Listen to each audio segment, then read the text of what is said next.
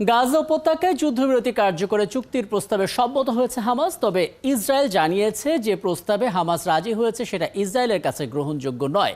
চলতি সপ্তাহে মিশরের রাজধানী কায়রোতে গাজায় যুদ্ধবিরতি এবং হামাসের হাতে অবশিষ্ট ইসরায়েলি বন্দীদের মুক্তির জন্য একটি চুক্তিতে আলোচনা শুরু হয়। এরপরেই সোমবার যুদ্ধবিরতি চুক্তিতে রাজি হওয়ার কথা জানায় হামাস। তবে ইসরায়েলের প্রধানমন্ত্রী বেনিয়ামিন নেতানিয়াহুর কার্যালয় বলেছে ইসরায়েলের দাবিগুলো এই প্রস্তাবে নেই। এদিকে রাফা থেকে সোমবার বেসামরিক নাগরিকদের সরে যাওয়ার নির্দেশ দিয়েছিল ইসরায়েল। সেই নির্দেশের কয়েক ঘন্টা পরে রাফায় বিমান হামলা শুরু করেছে তারা। তাহলে দুটো খবর এখন আলোচিত। রাফা সীমান্তের যে গাজা অংশ সেখানে দখল নিয়েছে ইসরায়েল এবং তাদের ট্যাঙ্ক সেখানে প্রবেশ করতে শুরু করেছে। ধারণা করা হচ্ছে তাদের উদ্দেশ্য হচ্ছে গাজায় ত্রাণ প্রবেশটাকে বন্ধ করা। তারও আগের খবর, যুদ্ধবিরতিতে সম্মত হামাস কিন্তু ইসরায়েলের প্রত্যাখ্যান। দুটো খবরের উপর ভিত্তি করে আমরা একটু বিশ্লেষণ করতে চাই। আমাদের সঙ্গে আছেন আন্তর্জাতিক সম্পর্ক বিশ্লেষক অধ্যাপক ডক্টর ইমতিয়াজ আহমেদ। অধ্যাপক ডক্টর ইমতিয়াজ আহমেদ, আপনাকে আমন্ত্রণ জানাচ্ছি এবং অনেক ধন্যবাদ জানাচ্ছি আপনি আমাদেরকে সময়টা দিচ্ছেন। ছোট করে কয়েকটা বিষয় একটু জেনে নিতেই চাই আপনার কাছে। দেখুন, মিশর এবং কাতারের মধ্যস্থতায় যে যুদ্ধবিরতি তার প্রস্তাবে হামাস সম্মত হয়েছে। হামাসের সিদ্ধান্তকে আবার ইতিবাচকও মনে করছে তুরস্ক, কিন্তু ইসরায়েল রাজি নয়। মানে আপনার পর্যবেক্ষণটা কি, ইসরায়েল রাজি নয় নাকি নেতানিয়াহু রাজি নয়? নেতানিয়াহু বুঝে গেছেন যে যুদ্ধ থামলেই তিনি শেষ, নিজের অস্তিত্ব টিকিয়ে রাখতে হবে, এ কারণে মানে কি বলবেন আসলে? ধন্যবাদ। না, আপনি ভালোই বলেছেন, কারণ যেই কারণে এখনো হচ্ছে না এই যুদ্ধবিরতি, তার একটা বড় কারণ হচ্ছে নেতানিয়াহু এবং তার সরকার। কারণ তারা ভালো করেই জানে যে আজকে যে ইজিপ্ট আর কাতারের মাধ্যমে যেই প্রপোজালটা তৈরি হয়েছে, সেখানে অনেকেরই ধারণা যে হয়তো ব্যাক চ্যানেলে এর সাথে হয়তো আমেরিকাও কিছুটা হয়তো তারও সম্মতি আছে, যেহেতু এখানে ইজিপ্টের সাথে আমেরিকার একটা ভালো সম্পর্ক আছে, কাতারের সাথেও ভালো সম্পর্ক আছে। তো সেই হিসাবে অনেকেই ধরে নিচ্ছে আপাতত যে আমেরিকারও হয়তো এখানে একটা গ্রিন সিগন্যাল আছে। কিন্তু এই ধরনের চুক্তি যেই কাঠামো তৈরি হয়েছে তিনটা ফেজে সিক্স ফায়ারের, সেটা করলে নেতানিয়াহু সরকারের পতন হবে, এটা না বোঝার কোনো কারণ নেই। তো এখন দেখা দেখা যাক যে ইসরায়েলের জনগণ কিভাবে নেয়। কারণ এতদিন নেতানিয়াহু সরকার বা নেতানিয়াহু বলে আসছে যে হামাস কোনোভাবেই কোনো কিছুতে রাজি হচ্ছে না, একেবারে পার্মানেন্ট সিক্স ফায়ার ইত্যাদি। এই যে তিনটা ফেজে করা হয়েছে তার, এবং যেখানে ইজিপ্ট আর কাতার জড়িত, সেই কাঠামোর মধ্যে ইসরায়েলের জনগণ বড় আকারে প্রেশার পারবে কিনা, প্রেশার উঠাতে ফেলতে নেতানিয়াহুর উপর, সেটাই এখন দেখা দরকার। আবার দেখুন, মানে ইসরায়েলের কর্মকর্তারা তারা যখন রয়টার্সকে সাক্ষাৎকার দিচ্ছিল, বিবিসিতে সেটা প্রচারও করা হয়েছিল তাদের, সেখানে বলা হচ্ছিল যে হামাসের যে চুক্তিটা সেটা মিশরীয় প্রস্তাবের একটা দুর্বল সংস্করণ এবং তারা হামাসকে পুরোপুরি নিরস্ত্র দেখতে চায়, ভবিষ্যতে গাজা যেন ইসরায়েলের জন্য হুমকি হয়ে উঠতে না পারে, এই সমস্ত বিষয়গুলো মাথায় রেখে তারা প্রস্তাবটা প্রত্যাখ্যান করেছে। প্রশ্ন হলো, এটা যদি তাদের মনোভাব হয়েই থাকে তাহলে মিশর কাতারের মধ্যস্থতা আদৌ কোনো কাজে আসবে কি না?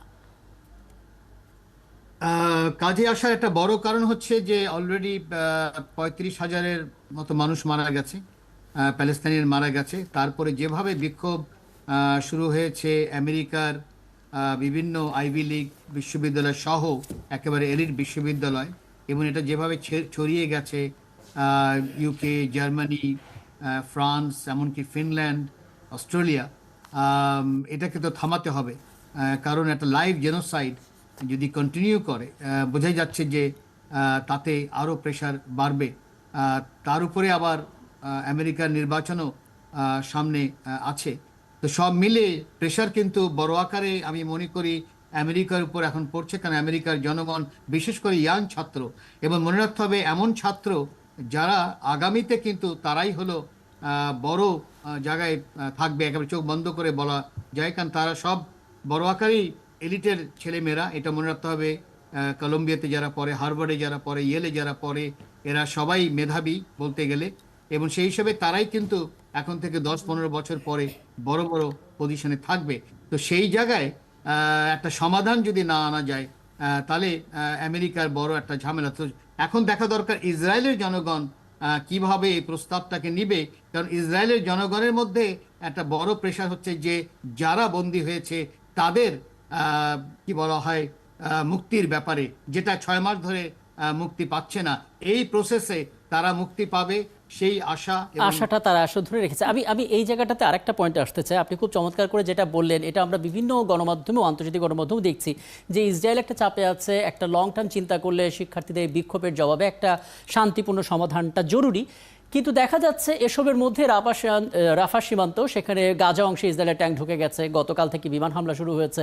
তারা যে কোনো মূল্যে ত্রাণ প্রবেশ ঠেকাতে চায়, একটা মানবিক বিপর্যয় তৈরি হতে পারে অনেকে ধারণা করছে। আপনার বিশেষ কোনো পর্যবেক্ষণ এখানে আছে কিনা? আমার মনে হয় না নেতানিয়াহুর আর কোনো বিকল্প আছে যুদ্ধ চালিয়ে যাওয়া ছাড়া। নেতানিয়াহু যেই মুহূর্তে সিজফায়ার বা যেই মুহূর্তে সেই ধরনের একটা শান্তির কাঠামোর মধ্যে যাবে, তার পরের দিন তাকে ছেড়ে দিতে হবে। এবং সবাই ভালো করে জানেন যে সে নিজে একটা করাপশন চার্জে আছে। একেবারে ইসরায়েলি কোর্ট তার পরের দিন তার পিছনে লাগবে, এবং তার সরকারে যারা আছে, এবং এখানে জেনোসাইডাল কন্টেনশনটাও একটা বিরাট ইম্পর্ট্যান্ট। আজকেই পত্রিকায় যেটা ছাপিয়েছে, খুব সম্ভব লিকেজ হয়েছে, সেটা হলো কয়েকজন সেনেটরের রীতিমতো ওয়ার্নিং আইসিসিকে দেওয়া, এবং যেই ভাষায় ওয়ার্নিং দেওয়া হয়েছে এটা তো সাংঘাতিকভাবে আনএক্সেপ্টেবল আমি মনে করি পুরো বিশ্বর কাছে। সেখানে বোঝা যাচ্ছে যে প্রচণ্ড প্রেশার আছে আমেরিকা একটা সমাধানের জন্য।